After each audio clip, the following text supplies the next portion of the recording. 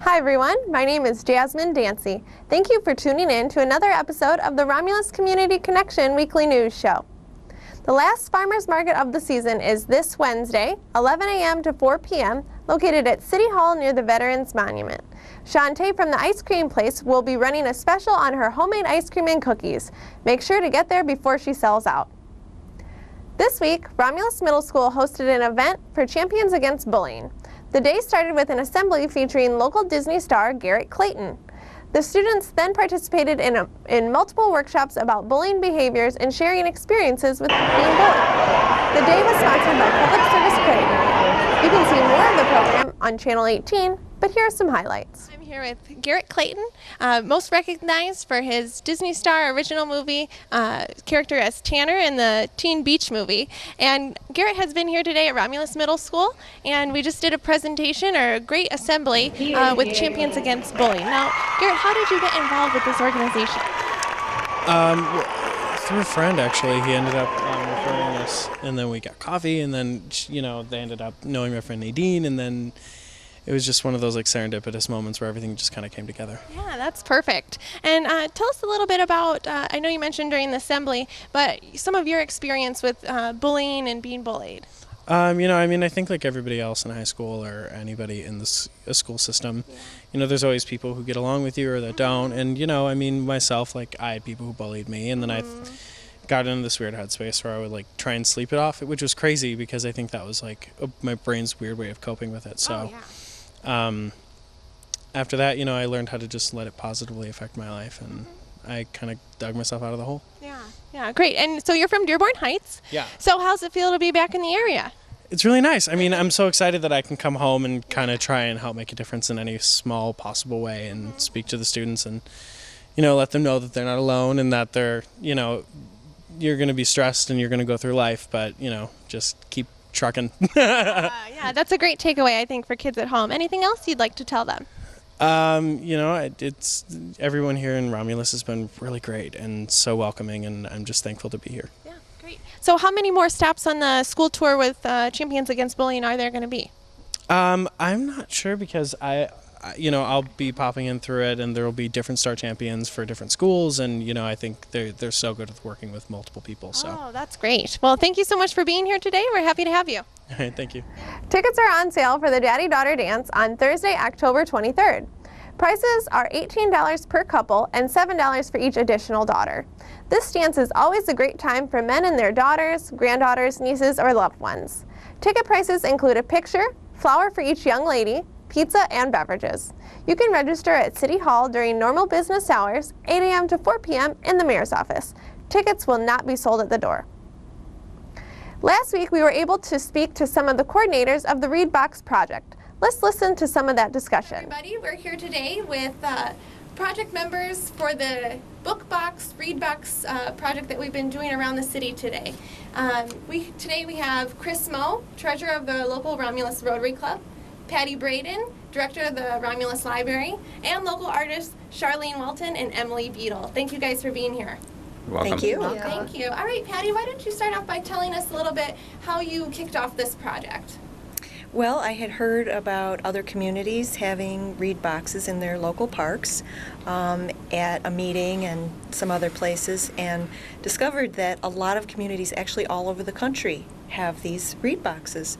And so I thought it would be great to have them in Romulus as well, and talked to some colleagues who have them in their communities and got some information and went from there.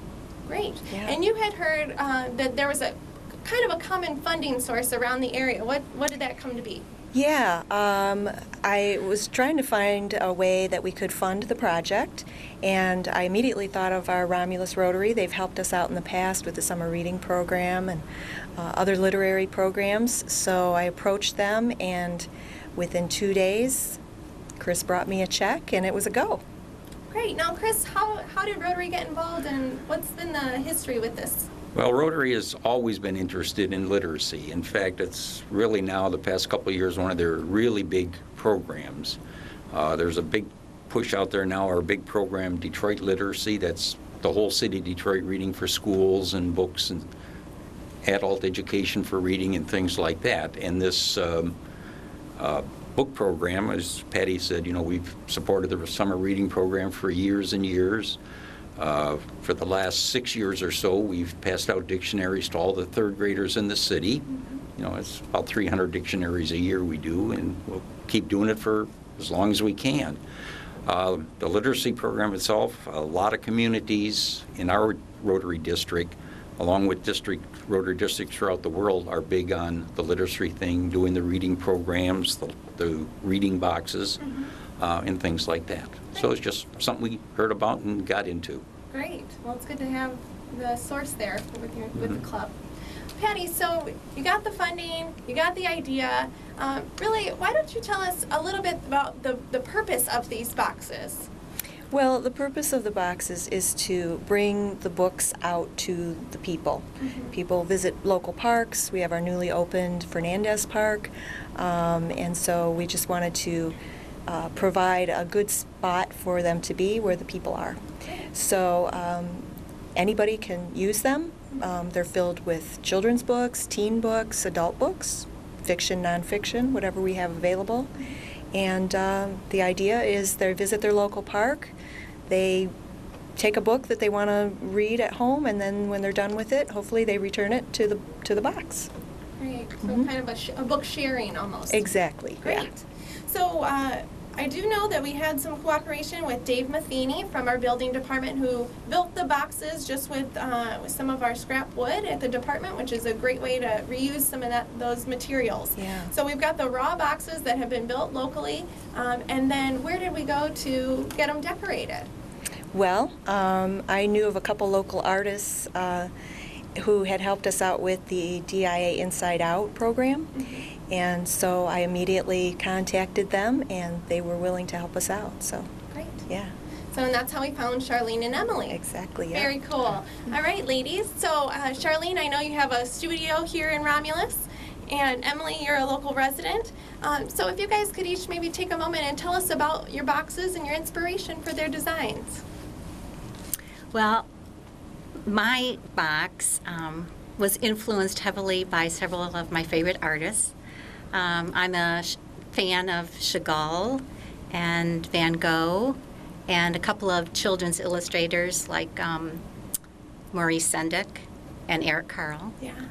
And so I paint these whimsical, kind of magical, floating, childlike figures. And I knew right away after Patty had contacted me that I really wanted those to be a part of the Read Box.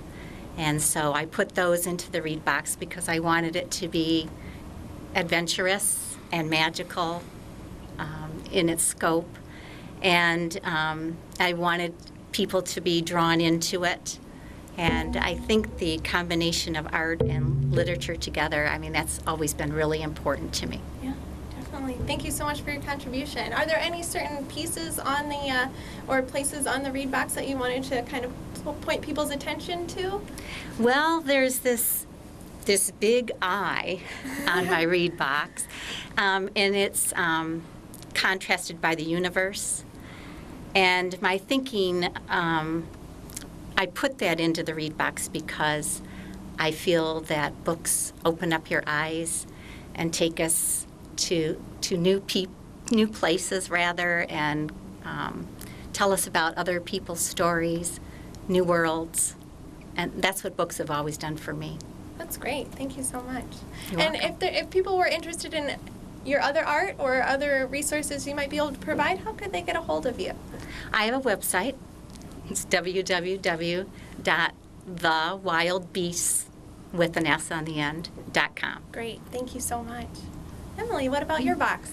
Well, my box was inspired by my time living in Hawaii. I lived there for 2 years, and it's such a beautiful place. I love painting palm trees and oceans, and to me, the box painted that way is like a beach is universally something that most people love, and relaxing and exciting at the same time. And that's kind of how I wanted kids to feel when they saw my box. A place for excitement, to find new adventures, but also just something to do for relaxing.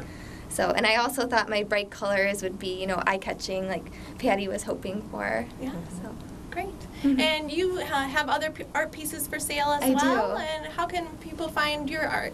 Well, my art is also on a website. Mine is Emily's Art. My name is Emilie, a little different, art.blogspot.com. Great. Great to have you ladies involved and local artists and great resources for the community. Thank you so Thank you. much. I was very excited to be involved, and I know Yeah. Emily was too. Yeah. Thank you. All right, Patty. So we have them decorated and they're installed, you said, at 2 of our local parks. Yes. But they're not available all year round, right? Right, right. They are available at Mary Ann Banks Park and at Fernandez Park on the north side of town, and they will be available through the end of October.